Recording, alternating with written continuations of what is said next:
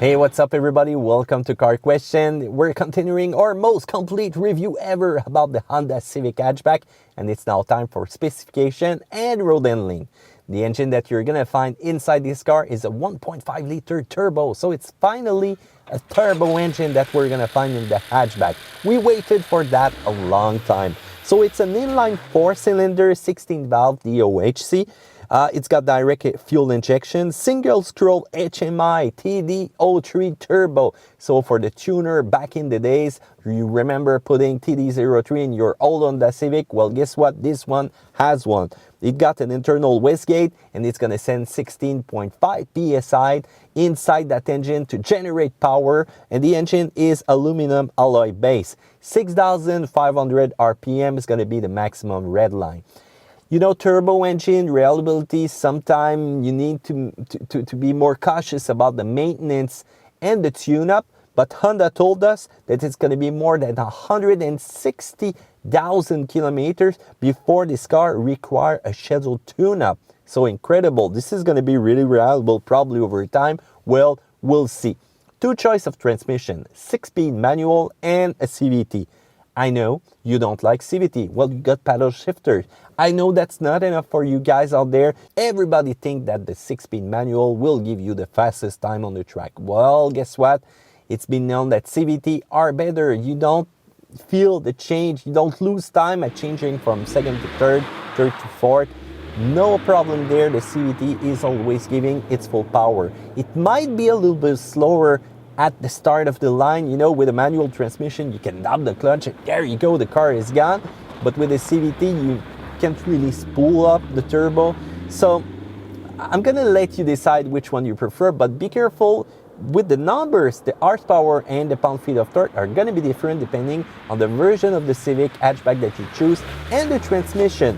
So with a 6-speed manual, you got 174 horsepower at 5,500 RPM. 167 pound-feet of torque between 1,800 and 5,500 RPM. If you go for the CVT, well, it's the same horsepower but at 6,000 RPM, and you're gonna lose some torque at 162 pound-feet of torque between 1,700 and 5,500 RPM. If you choose the sport version, well, 180 horsepower you're gonna get with a 6-speed manual and 177 pound-feet of torque between 1,900 and 5,000 RPM. So yes, the manual is more powerful with the numbers, but when you go with the CVT, 180 horsepower at 6,000 RPM, but 162 pound-feet of torque, I'm kind of sad, between 1,700 and 5,500 RPM. So when you get behind the wheels, how does it feel? Well, the road handling, acceleration, even if you don't like the CVT, guess what? It's well adapted. It's doing a great work within this car with that configuration of the 1.5 liter turbo.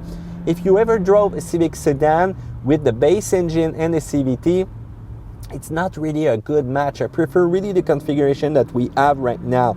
You're gonna feel that pound-feet of torque with the rush in the steering, but you're gonna get maybe the wheels spinning a little bit depending on the traction that you have. But I like the surge of power and the CVT mix. It's doing a great match. And if you have the paddle shift, well, that's a good plus for you. Other than that, the brake, remember the good old days with the fading when you apply the brake on the Honda Civic and you would have no more brake after a few laps? Well, these time are gone. You really add a firm pedal. You have a pedal that easy modulate to give you more or less pressure depending on it. You got an excellent feeling coming out of that pedal, and that is all good when you're going to drive into performance mode. Direction, a little bit less feedback than you used to have with the older Civic version, but natural, good. It's well adapted to highway, a little bit more though than a sinuous route.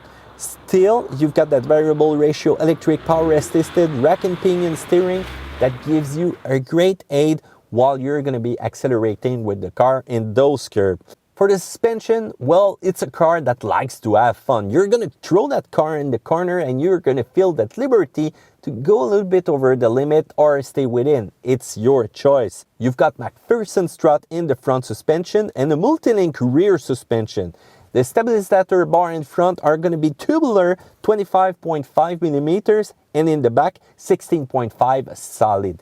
And also you can feel sometimes that weight distribution, which is 60-40 between the car, but with the hatchback feeling, I really like what I feel behind the wheel of that car. Comfort is not a problem. It's way better than in the past, even when you think about sound noise inside. It's nearly the same as a Honda Accord. We're getting really close, and visibility is a real plus wherever you look from within the car. Security is not an issue on the Ace the test of security. You've got a multi-angle rear view camera, which is going to be able to give you a little bit more precise information about where your bumper is getting near to the car behind you. You've got an advanced compatibility engineering Ace TM body structure, so resistance to impact and that firm feeling that you get while you're going to be pushing the car. That's cool. Front 3-point seat belt with automatic tensioning system. That's about it for the major part of the security with the base car. But you've got a Honda Sense package, which is available with a CVT only, and now you're gonna get it if you choose that. Forward collision warning, that's perfect to give you a warning before you hit something in front of you. That lane departure warning, that lane keeping assist system, that is perfect also if you're doing some cruising on the highway and sometimes, I don't know, you get distracted by something and whoop, the car is going to help you to get back in those lanes. If a collision is also imminent, the brake are going to be applied with the collision mitigation braking system.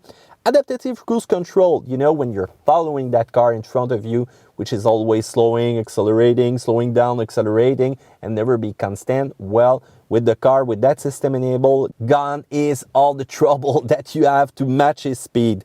Auto high beam headlight also, and the famous lane watch system that I really like. It's a camera that's going to help you see what's on your right side. So if there's a car, motorcycle, the cyclist which is coming in too fast, you're going to be able to see it. Another warning also, be careful to the electric parking brake. So if you enable it while you're going to be rolling, it's not the rear wheels that will try to break you down, it's the front wheel, and it will be also aided by the ABS system to be sure that you stop in whatever condition that you're going to face. Let's talk about fuel consumption. Depending on the configuration that you will choose, the CVT in town will do 7.7 liter per 100, on the highway 6 liter. If you go with the manual, it's going to be a little bit higher, so it's going to be 8 in town and 6.2 on the highway. If you choose a sport version, get prepared to spend a little bit more gas on the highway, as this number will go up to 6.6, but still it will remain at 7.9 into town, so a little bit less than the other version of manual. Still, whatever version you choose, this car is really fuel efficient. We managed to fall under the 5.9 liter per 100 kilometers while we did some highway, but in town with a bad condition out there, it went up to 8. Still, the winter tires, the bad weather out there, and probably too much traction control didn't help our fuel consumption. So I want to hear from you guys. What do you think about this car, the specification, the engine, the road handling, the comfort, which is really great. You really feel in a car for you and your passenger out there. So the comment section is down there below. Do a thumbs up if you like that video and subscribe right there in the corner to Car Question, because we're going to have more video for you. And don't forget to check up the description if you want to know more about the other version of the Honda Civic. Take care.